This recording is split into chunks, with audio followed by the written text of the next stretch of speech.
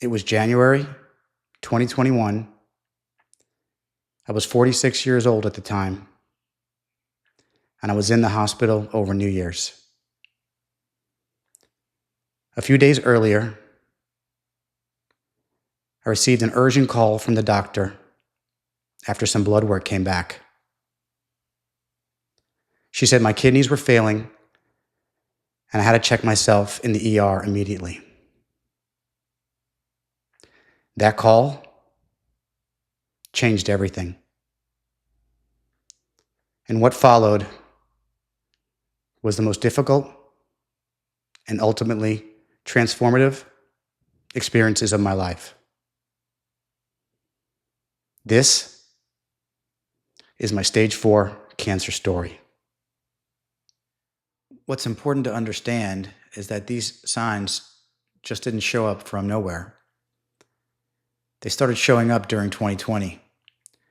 At first, I had a swollen parotid gland by my ear, and I went to the ENT, but I ended up not getting a biopsy on it. So then a little after that, I developed shingles, which was extremely painful, but I just went to the urgent care and kind of brushed it off. And then a few months later, I started getting this huge cluster of lymph nodes on my neck, and that's when I knew something was really up. So I went back to the ENT, and he sent me over to the immunologist and ran my blood work. That's when I got that urgent call from her, which said that the blood work was showing that my kidneys were starting to fail, and that I had to, because it was during the holiday time, that I would never get an appointment with a doctor. So just go ahead and check yourself into the ER, and she would call ahead and let them know I was coming. And then after the biopsy of the lymph nodes on my neck, the PET scan that found that there was a large tumor on my kidney that was pressing on it and causing my kidneys to fail, and having to get a stent to alleviate that, and also doing a bone marrow biopsy. What resulted was the reality that I had stage 4 cancer.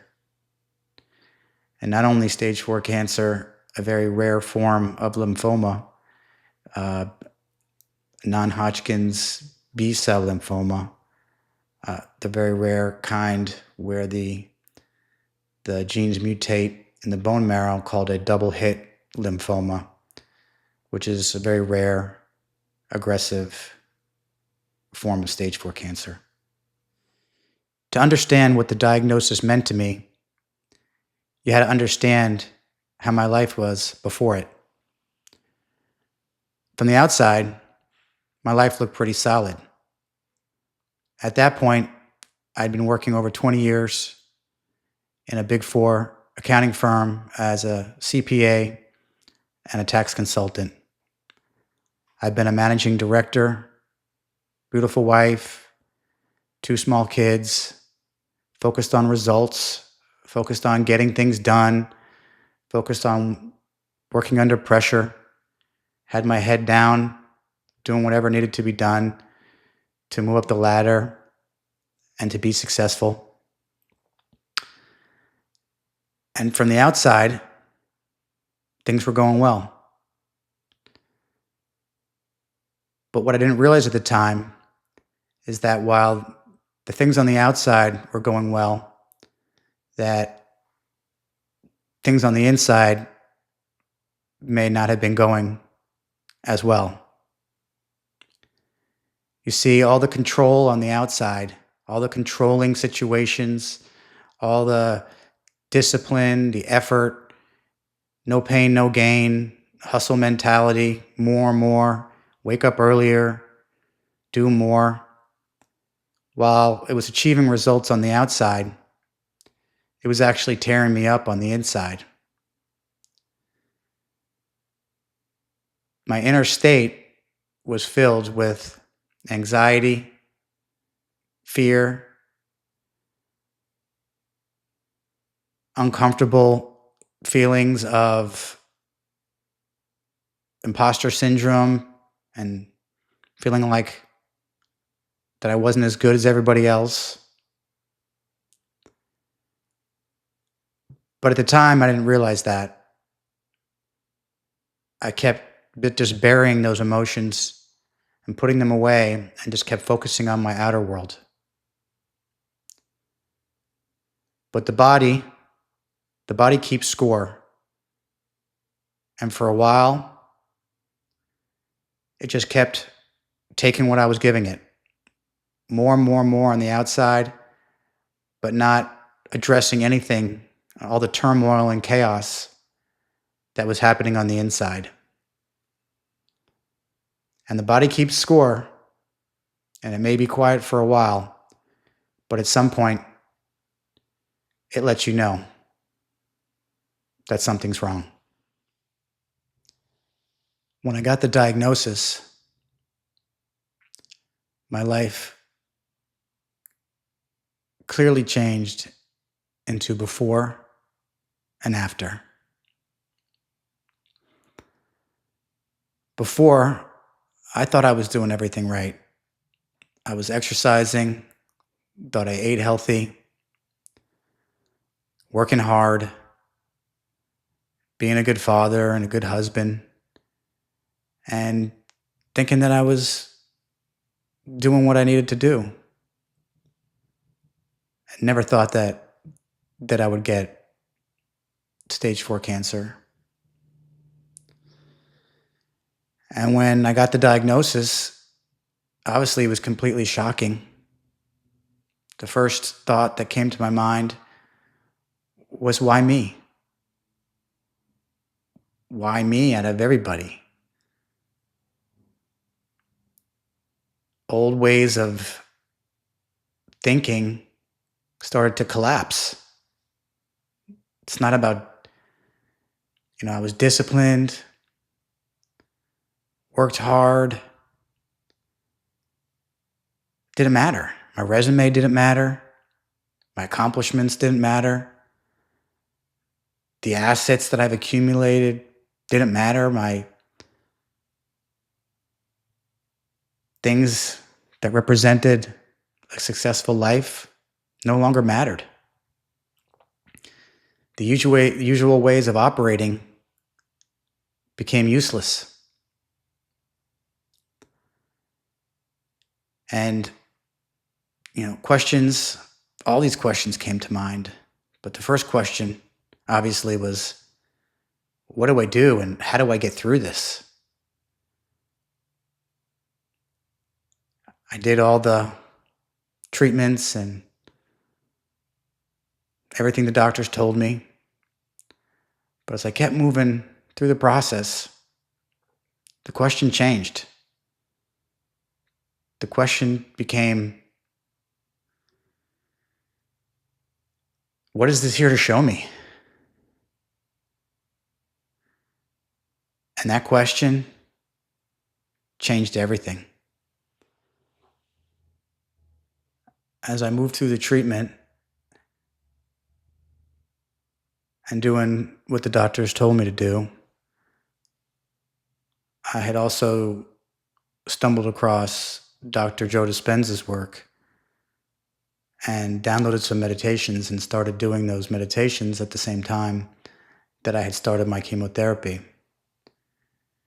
And at the beginning, I didn't know what I was doing. I was just going through the motions and just doing it every day along with everything else that came along with having cancer, visiting the doctors and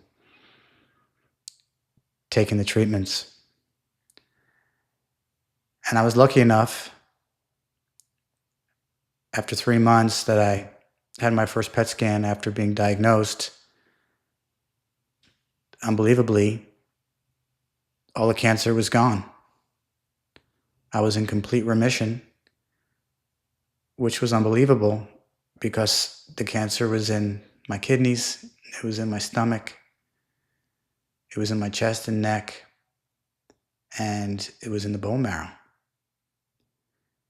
And I had only done, at that point, I think three rounds of chemotherapy. So it started having me thinking, I've been doing these meditations. I've been feeling great. It definitely couldn't hurt, right? It couldn't have hurt, and may have had a big impact in me going into remission so quick. But as soon as I went into remission, the next thing that the oncologist said was, well, this is a very aggressive, rare form of cancer, and the chances of it coming back within the first year are very high. So while this is great, now we have to work on making sure it doesn't come back. So as I went through that process, obviously I was extremely happy, but then I fell right back into fear because of the concern about the cancer coming back. But as I moved on, doing the medical treatment, doing the meditations, I started to see a pattern. And the pattern was that I was living from the outside in. As I started feeling elevated emotions from the meditations and started to tap into something that was familiar, but I don't remember ever feeling it, I started realizing that I was letting the outer world dictate my inner life. I was using accomplishment, achievement, working hard, results to try to make me feel good inside, to try to make me whole inside, to try to fill a void inside. And what I was uncovering was that the more that I felt good inside, it was becoming a reflection of my outer world.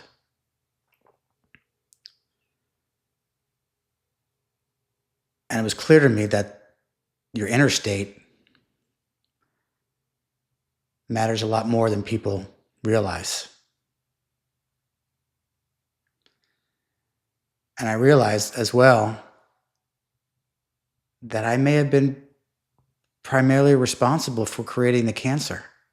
And it was a hard thing to swallow, because I was living in complete survival before the diagnosis. I was realizing that my body was constantly under fight or flight. I was always in anxiety. I was always trying to change my state so I could relax because I wasn't comfortable in my body. My nervous system was in fight or flight. And through learning more about Dr. Joe's work and doing the meditations, I realized that I was in survival. And the longer your body's in stress, the more you open yourself up for disease. So I was learning that if I could put myself into fight or flight with these survival emotions and creating these chemicals that download or downregulate my genes and open myself up for disease, then I could do the exact opposite thing. I could live in creation. I could cultivate elevated states and upregulate my genes for growth and repair. And it was a profound realization. So even though I was extremely happy to be in remission, there was still this overwhelming amount of fear and anxiety that the cancer would come back because of the aggressive type of lymphoma that it was. And the doctors telling me that, I believe they told me that 75% of the time, the type of cancer that I had comes back during the first year. And if it was going to come back at all, 90% of the time, it comes back within the first 2 years. So that was what I was dealing with at the time. And it's interesting because once I went into remission, a lot of the stressors that I had didn't even think about while I was completely focused on living. But once I got the clean scan that I was in remission, all these stressors started coming back in my life. Stress from work, stress from family life, uh, normal stress that I had on a day-to-day basis, looking at emails and getting all bent out of shape from an email, um, things like that. And I knew that those were the emotions that I was feeling prior to getting the diagnosis. So if I really wanted this cancer not to come back, I knew that I needed to change. And that's something that, again, I learned that from Dr. Joe Dispenza's work, is that the majority of people that have healed themselves from health conditions, they were doing the work to change, not specifically to heal. And I knew what I needed to do. I needed to stop feeling and being consumed by those survival or fight or flight emotions. So I doubled down on the meditations 2 or 3 times a day. And what I did was I tuned in to elevated emotions, meaning I brought up the emotions of what it feels like to be healed, what it feels like to be cancer-free. And I brought up those emotions every day: the love for life, the joy for existence, and gratitude. Every day when I woke up, and every day still when I wake up, I say thank you. Thank you for just being alive. We take it for granted, but when you're faced with potentially not living through a health condition, just waking up in the morning is a blessing. So I started being grateful for all the little things in my life and just started to feel those emotions and feeling what it's like to be cancer-free, seeing the 1-year mark with clean scans, feeling what it's like after the 2-year mark to have nothing but clean scans, and then the 5-year mark to feel what that's like to have nothing but clear scans. And that's not denial or pretending. I was training myself to no longer be living in fear and survival mode. This past March, about a month or so ago, marked my 5 years in remission. Those 5 years came and went with all clean scans. And I no longer see life the same way anymore. I still respect discipline. I still respect effort. I still respect excellence and the things that you need to do in life. But I no longer think that it's all about the outer world. I now know that doing the inner work is just as important as balancing that with the outer work. And what cancer did for me was really wake me up and realize that working on my inner world is fundamental to being able to change your outer world. And in a strange way, having cancer has given me a different life. I know people say, it could be a blessing in disguise. In this case, it really was a blessing in disguise. It's woken me up to living a more conscious life, living a much more grateful life, and realizing that the more that I work on my inner state, the better the reflection is in my outer world.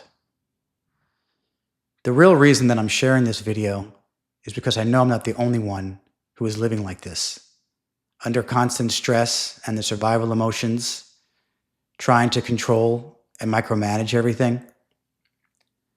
And I know there are a lot of high-achieving people living with an enormous amount of stress underneath a calm exterior. And they may not be lucky enough to get the wake-up call that I got. If you're watching this and something in this story resonates with you, it may not be an accident. Maybe life is already trying to get your attention. My advice: don't wait for a health crisis to do the inner work. The outer work matters, but the inner work is where everything begins. Because sometimes the moment you feel that your life is falling apart is the same moment that begins to show you what actually matters.